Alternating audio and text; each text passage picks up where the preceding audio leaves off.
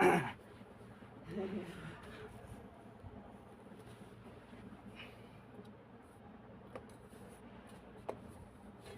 যে দেখেন নিমকির ফার্স্টে আটা, একটু লবণ, একটু চিনি, একটু কালজিরা আর তেল দিয়ে সুন্দর করে মাখায় নিতে হবে। মাখানোর পর আপনারা হালকা গরম পানি করে একটু আটাতে দিয়ে অনেকক্ষণ সানবেন। তারপরে 2-3 মিনিট ও জিনিসটা ঢাকে রাখবেন। রাখার পর এইভাবে ছোট্ট ছোট্ট করে গুলা করবেন।